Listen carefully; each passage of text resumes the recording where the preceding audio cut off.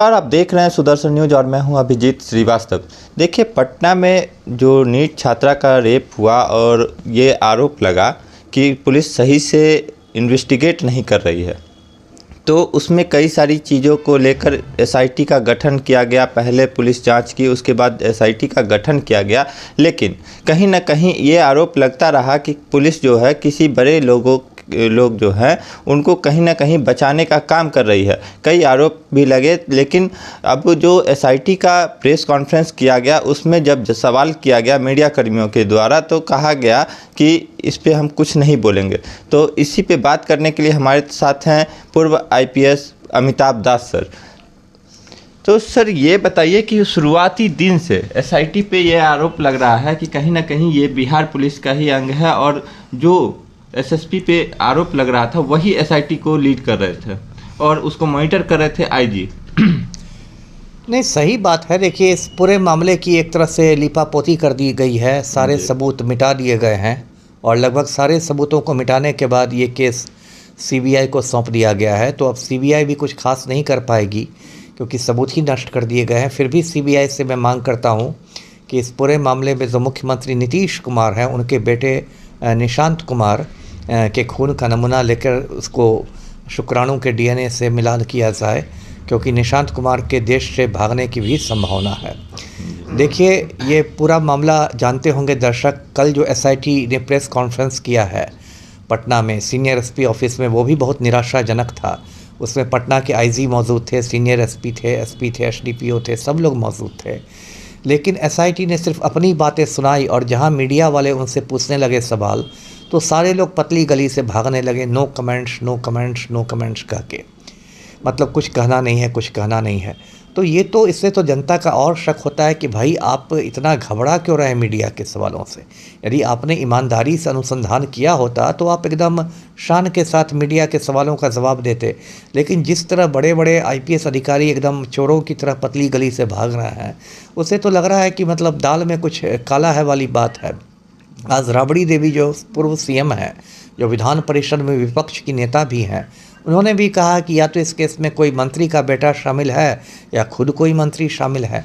तो ये बात तो पहले दिन से ही दबी ज़बान में हो रही है कि कोई बहुत बड़ा वीआईपी या एक से ज़्यादा वीआईपी इस केस में शामिल है और उसी को बचाने के लिए ये सारी ऑपरेशन लिपापोती हो रही है। जी सर, एक बात बताइए कि जब पुलिस कह रही है कि एफएसएल का जो रिपोर्ट आया उसमें ये मेल स्पर्म उस कपड़े पे मिला, जो कपड़ा दिया गया था एफएसएल को, तो उस पर मेल स्पर्म मिला, लेकिन उस कोई भी छोटा से छोटा जो भी इन्वेस्टिगेट करेगा किसी भी केस को, वो पूरी तरीके से ये उसी चीज़ पे केंद्रित रहेगा। लेकिन एसआईटी जैसा जो संगठन है जो सरकार ने नियुक्त किया, वो उसका पूरा मुद्दा मतलब कि जो पब्लिक डोमेन में मुद्दा था उसी को घुमा फिरा के बताया गया और मतलब जब पूछा गया मेल स्पर्म के बारे में तो उससे बच के निकला गया।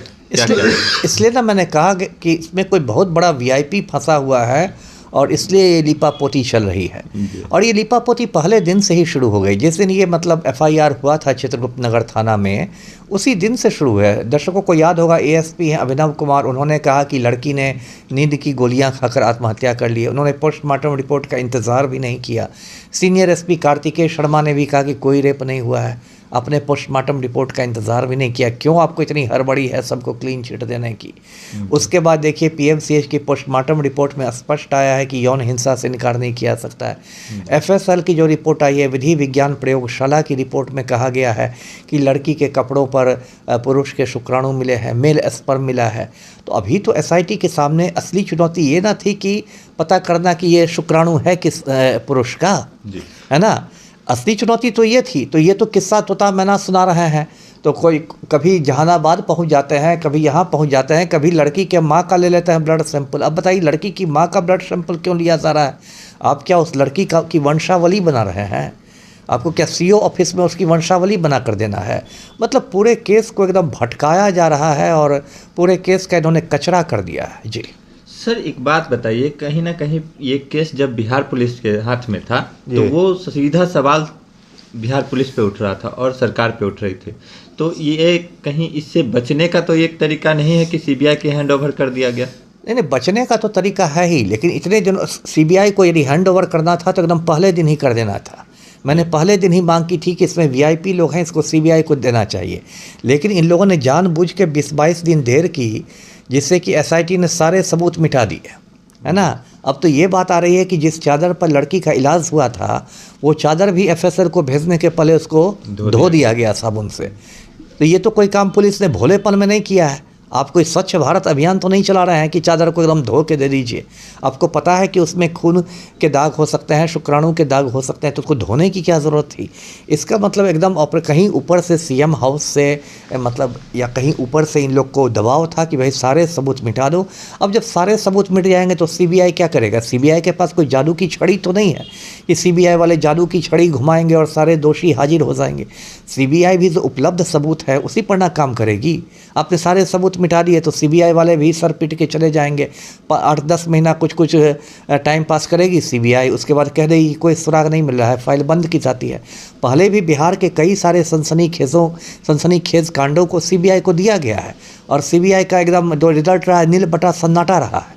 चाहे वो गौतम शिल्पी कांड हो या मुजफ्फरपुर का आपको नवरुणा चक्रवर्ती कांड हो, उसमें क्या सीबीआई ने किया? कुछ नहीं किया। इस केस का भी वही होने वाला है गत। जी सर, सबसे बड़ी बात है कि जब बिहार पुलिस के हाथ में ये केस था तो उन पे ये दबाव था कि वो प्रेस कॉन्फ्रेंस करके सबको बताएं, लेकिन सीबीआई का एक रूल है कि वो प्रेस कॉन्फ्रेंस नहीं करते हैं और उन पे ये दबाव भी नहीं होता कि वो कब बताएं। नहीं, सीबीआई का ये रूल नहीं कि प्रेस कॉन्फ्रेंस नहीं करते हैं। हाँ, सीबीआई में एक आधिकारिक प्रवक्ता होता है। हाँ। और उसका रूल है कि सिर्फ वो प्रवक्ता ही मीडिया को ब्रीफ करता है। पूरे देश के सीबीआई का एक प्रवक्ता होता है और सिर्फ वो प्रवक्ता ही मीडिया को ब्रीफ करता है। ये नहीं कि आज एसपी ने कर दिया ब्रीफ, परसों डीआईजी ने कर दिया, चौथे रोज आईजी ने कर दिया, ऐसा नहीं। उसका एक आधिकारिक प्रवक्ता होता है, उसको बाकायदा प्रेस विज्ञप्ति बना के दी जाती है, सीबीआई के सीनियर अधिकारी देते हैं और सिर्फ वो मीडिया से बात करता है। मेरे कहने का मतलब ये है कि जब वो केस क्लोज हो जाता है तभी वो प्रेस कॉन्फ्रेंस करते हैं। नहीं, बीच में भी कर सकते हैं, ऐसा नहीं कि क्लोज होने पर बीच में भी प्रगति की जानकारी दे सकते हैं। लेकिन बिहार पुलिस और सीबीआई में ये फ़र्क है कि बिहार पुलिस में किसी दिन एसडीपीओ भी बात कर लेगा मीडिया से, दरोगा जी भी बात कर लेंगे, डीजीपी भी बात कर लेंगे, जितनी डफली उतना राग है। सीबीआई में एक ही डफली है जो प्रवक्ता बजाता है उसका। जी तो सर, क्या लगता है कि ये जो पूरा केस है ये कहीं ना कहीं सरकार के साख पे बट्टा लगाता है? बट्टा तो ऐसा लगा है कि इसको धुलने में अभी पलटू राम को 7 जन्म लेने पड़ेंगे, है ना। सारी तो देखिए सुशासन का तो कचरा हो गया। इतना बड़ा देखिए कांड हुआ, लगभग 1 महीने से पूरा बिहार हिल गया है। अब तो राष्ट्रीय सुर्खियों में ये कांड आ रहा है। पलटू राम का एक भी बयान आया है इस मुद्दे पर? सुशासन बाबू का एक भी बयान आया है? क्या उनको बयान नहीं देना चाहिए था?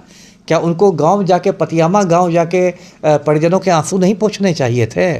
खाली समृद्धि यात्रा, सरकारी खर्चा पर पिकनिक, है ना। एक भी बयान आया? सम्राट चौधरी की अलग पोल खुल गई। इतनी बड़ी बड़ी बात करते थे, पाताल से हम खोज के ले आएंगे अपराधियों को, तो गया में पिंडदान कर देंगे अपराधियों का, तो हमारा बुलडोजर तैयार है। अब क्यों बुलडोजर में तेल ख़त्म हो गया?